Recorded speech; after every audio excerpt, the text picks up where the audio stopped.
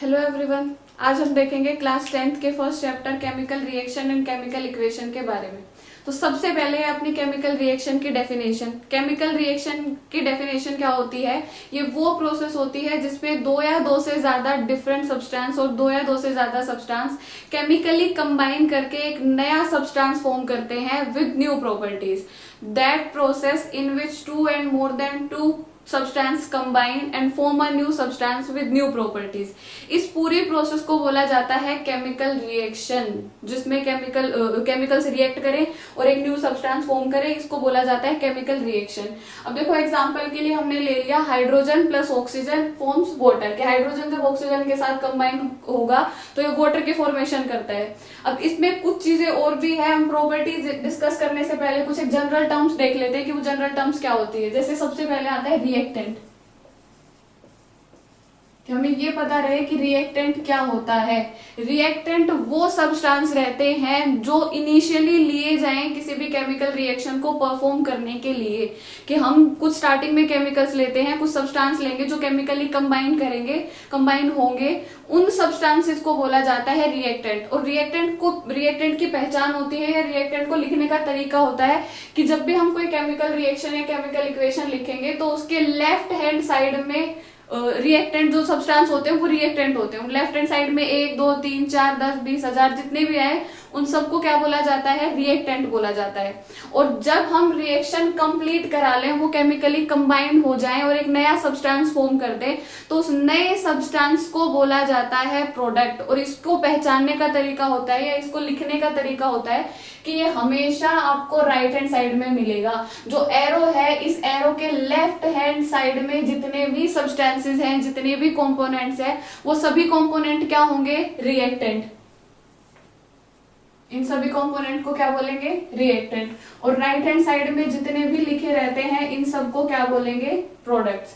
वो कितने भी हो सकते हैं, कोई नंबर डिस्टिंक्शन नहीं है, बट ये बोल दिया जाता है कि एरो के लेफ्ट हैंड साइड में है तो रिएक्टेंट, एरो के राइट हैंड साइड में है तो प्रोडक्ट। ओके, अब देखो एरो का और इन सब का भी देखेंगे, इनकी फंक्शनलाइजेशन कैसे फंक्शन करते हैं, कैसे इनको ऑपरेट करते हैं। उससे पहले हम एक बार केमिकल रिएक्शन की डेफिनेशन को आगे फॉरवर्ड करते हैं। केमिकल रिएक्शन की डेफिनेशन में हमने देखा था कि दो या दो से ज्यादा सब्सटेंसेस केमिकली कंबाइन करेंगे और एक नया सब्सटेंस फॉर्म करेंगे विद न्यू प्रॉपर्टीज। अब वो जो नया सब्सटेंस फॉर्म होगा, जो न्यू प्रॉपर्टी वो शो कराएगा, दैट मीन्स कहीं ना कहीं पुरानी प्रॉपर्टी जो वो शो करा रहे थे, प्रीवियसली जो एग्जिबिट करा रहे थे, उनमें क्या आएगा? चेंज आएगा, कुछ ना कुछ वो चेंज शो कराएंगे।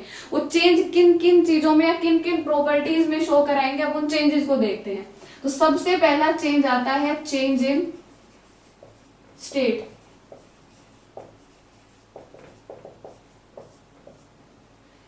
चेंज इन स्टेट का अगर हम देखें तो इसको एक एग्जांपल से समझते हैं, एग्जांपल से इलेबोरेट करते हैं। हमने वैक्स लिया, वैक्स की जब उसकी कॉम्पोजिशन देखें तो वो सॉलिड फॉर्म में होता है। जब उसकी स्टार्टिंग में हम कॉम्पोजिशन देखें तो वो सॉलिड फॉर्म में रहेगा। और इसको जब कराएं हम हीट अप, वैक्स को करा दिया हमने heat to mould it in a shape of candle. हमने इसको कैंडल की शेप में कन्वर्ट करना था तो हमने इसको हीट अप कराया। अब जैसे ही इसको हीट अप कराया तो रहा तो अभी भी वो वैक्स कैंडल की फॉर्म में, बट इसकी प्रॉपर्टी, इसकी स्टेट में चेंज आया। यहाँ पे स्टेट क्या थी? सॉलिड। और यहां पे स्टेट क्या हो गई? लिक्विड। या फिर कैंडल की शेप नहीं, इसको मोल्टन फॉर्म में देखें कि वैक्स को हमने हीट अप करा तो वैक्स आ गया मोल्टन फॉर्म में, लिक्विड फॉर्म में। तो ये इसकी स्टेट में चेंज आ गया। ये फर्स्ट प्रॉपर्टी है, फर्स्ट चेंज इन प्रॉपर्टी है change in state. Okay, the second one is change in temperature.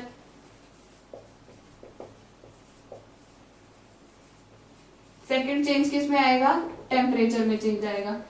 जब भी हम दो सब्सटेंस को रिएक्ट कराएं या दो से ज्यादा सब्सटेंस को रिएक्ट कराएं तो उनका जो इनिशियल टेम्परेचर था बाय एनी हाउ उस टेम्परेचर में चेंज आ जाए। वो डिक्रीज भी हो सकता है, वो इंक्रीज भी हो सकता है। तो उस चेंज को या उस जो न्यू प्रॉपर्टी जो अराइज हो रही है उसको किससे सिंबलाइज करेंगे? चेंज इन टेम्परेचर से सिंबलाइज करेंगे। फॉर एग्जाम्पल हम देखते हैं कि हमने लिया क्विकलाइम। क्विकलाइम में जब हम वाटर ऐड करें तो ये स्लेक्ड लाइन फॉर्म करेगा। अच्छा, यहां पे टेम्परेचर होता है क्विक लाइन का कम, कम टेम्परेचर शो कराता है। हमने जैसे इसमें वाटर ऐड कराया तो दो सब्सटेंस ने केमिकली कंबाइन कराया, नया सब्सटेंस फॉर्म हुआ, लेकिन इस नए सब्सटेंस का टेम्परेचर क्या रहता है, ज्यादा, टेम्परेचर चेंज हो जाता है। तो ये कौन सी प्रॉपर्टी को शो कराएगा, चेंज इन टेम्परेचर को। एग्जिबिट ए भी केमिकल रिएक्शन कर रहा था, एग्जिबिट ए भी केमिकल रिएक्शन ही करेगा। जैसे नॉर्मल डेली उसमें देखें एग्जांपल इसका, तो सफेदी जो होती है, तो सफेदी में अगर हम पानी ऐड करें तो उसमें से बबल्स फॉर्मेशन होनी शुरू हो जाती है, गैस इवेपोरेट होती है, और जिस भी कंटेनर में उसको डाल के रखते हैं, कंटेनर का टेम्परेचर क्या हो जाता है, हाई हो जाता है, वो कंटेनर हीट अप होने लग जाता है। दैट मीन्स वो किस में चेंज आने लग गया था, उनके टेम्परेचर में चेंज आने लग गया था, टेम्परेचर इंक्रीज हो गया था। ये था second type of change. Third one है अपना change in colour, change in colour. अब ये भी देखा जाता है कि जब भी दो या दो से ज्यादा सब्सटेंस केमिकली कंबाइन करते हैं, कंबाइन होते हैं, तो उनके कलर में भी चेंज आ जाता है। फॉर एग्जांपल हम ये रिएक्शन देखें कि हमने लिया लेड नाइट्रेट और इसमें ऐड कराया हमने aqueous potassium iodide, aqueous potassium iodide. तो अब जो प्रोडक्ट फॉर्म होगा, solution of potassium iodide form होगा, इस पोटेशियम आयोडाइड का कलर, इस पूरी रिएक्शन में कलर में क्या चेंज, कैसे चेंज देखने को मिलता है कि ये दोनों सब्सटेंस रहते हैं अपने कलरलेस, कोई कलर शो नहीं कराते। और जब हम ये प्रोडक्ट देखें तो इसमें येलो कलर का पोटेशियम आयोडाइड का सॉल्यूशन फॉर्म होता है। जो पोटेशियम आयोडाइड यहाँ फॉर्म होगा वो किस कलर का होगा, येलो कलर का। तो इसका मतलब ये भी किस चीज को शो करा रहा है, चेंज इन प्रॉपर्टीज में। और कौन सी प्रॉपर्टी में चेंज शो करा रहा है, चेंज इन कलर। अच्छा, इसके बाद आती है next, formation of precipitates.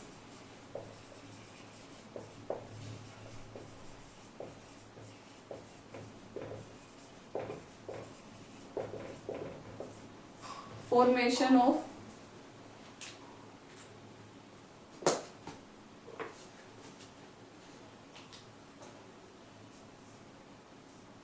Formation of precipitate से क्या मतलब होता है, पहले एक बार प्रेसिपिटेट की डेफिनेशन देख लेते हैं। प्रेसिपिटेट का मतलब समझ लेते हैं क्या होता है।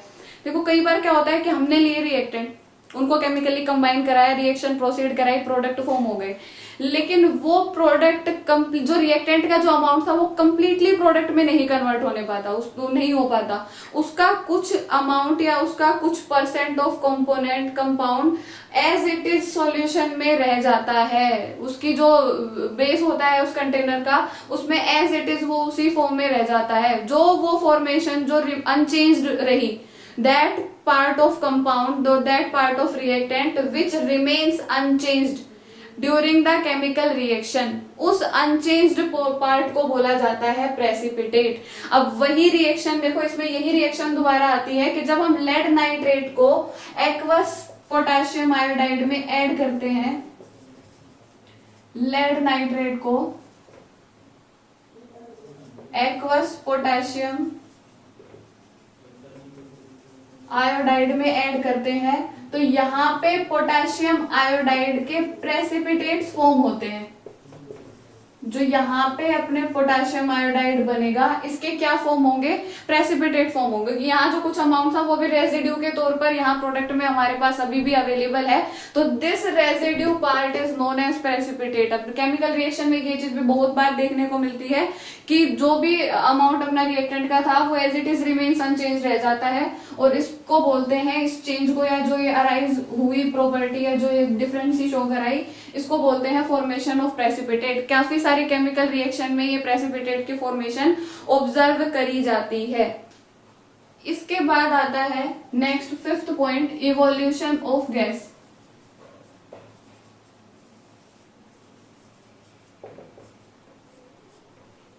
इवोल्यूशन ऑफ गैस का मतलब कि काफी बार जब हम केमिकल रिएक्शन कराते हैं तो प्रोडक्ट के साथ साथ गैस का भी इवोल्यूशन होता है, गैस की भी फॉर्मेशन होती है। फॉर एग्जांपल अगर हम देखें, जिंक ग्रेन्यूल्स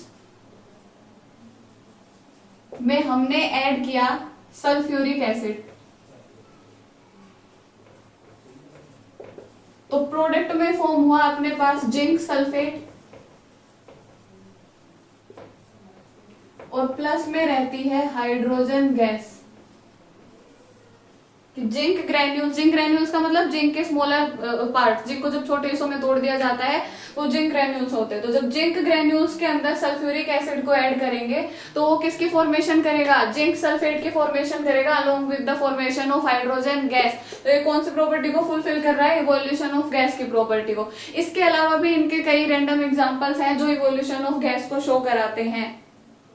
तो ये सब जो 5 तरह की प्रॉपर्टी थी, जब भी कोई केमिकल रिएक्शन प्रोसीड होगी या जब भी कोई केमिकल रिएक्शन अराइज होगी, कैरी होगी, तो उसके अंदर ये 5 न्यू प्रॉपर्टी या 5 प्रॉपर्टी में बेसिकली चेंज देखने को मिलता है। एट द सेम टाइम सभी में एक साथ चेंज देखने को नहीं मिलेगा। हर रिएक्शन में हो सकता है किसी एक प्रॉपर्टी में चेंज आ जाए, किसी 2 प्रॉपर्टी में चेंज आ जाए, कहीं 3 प्रॉपर्टी में चेंज आ जाए। तो ऐसे रैंडम चेंज देखने को मिलते हैं। उन चेंजेस की वजह से हम ये बोलते हैं केमिकल रिएक्शन की डेफिनेशन में कि chemical reaction is the process in which 2 and more than 2 substance chemically combined and form a new substance as product with new property। तो वो न्यू प्रॉपर्टी जो ओल्ड प्रॉपर्टी है उसकी प्रीवियस प्रॉपर्टी है, उनमें ये चेंज देखने को मिलते हैं। Change in temperature, change in colour, change in state, evolution of gas and formation of precipitate. अब हम इसके बाद देखते हैं एरो का सिंबलाइजेशन और इनकी टर्म्स और कंडीशन की, इन पे कौन सी टर्म्स और कंडीशन काम करेगी। देखो, हम अगर केमिकल रिएक्शन लिखते हैं, हमने यही केमिकल रिएक्शन लिखी, हाइड्रोजन प्लस ऑक्सीजन, और ये फॉर्म हो गया अपने पास वाटर।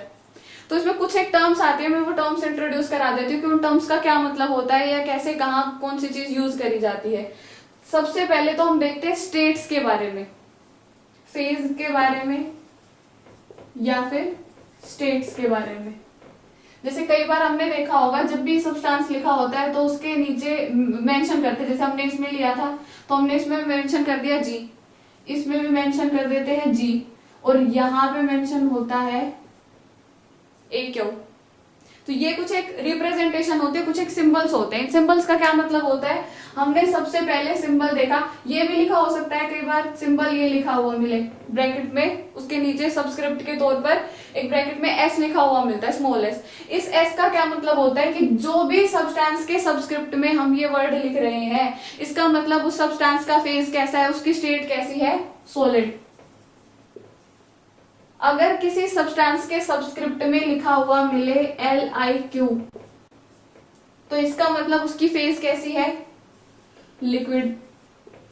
अगर किसी सब्सटेंस के सबस्क्रिप्ट में लिखा हुआ मिले G, तो इसका मतलब उसकी फेज कैसी है, उसकी स्टेट कैसी है, GS।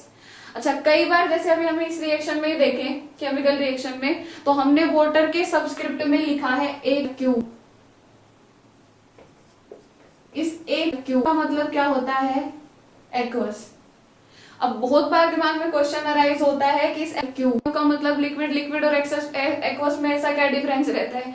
लिक्विड स्टेट होती है जिसमें मोल्टन फॉर्म में प्रेजेंट हो, लिक्विड फॉर्म में प्रेजेंट हो, लेकिन उस लिक्विड फॉर्म में अगर सॉल्वेंट वाटर लिया जाए तो वहां पर क्या रिप्रेजेंट करते हैं, AQ रिप्रेजेंट करते हैं। फिर वहां पर LiQ नहीं लिखा जाएगा, वहां पर क्या रिप्रेजेंट करेंगे, AQ रिप्रेजेंट करेंगे। अच्छा, अब केमिकल रिएक्शन क्या और आगे की उसमें देखते हैं। हमें जो एरो दिया हुआ है ये एरो सिंबलाइज करता है रिएक्शन की फॉरवर्ड डायरेक्शन में होने की स्थिति को।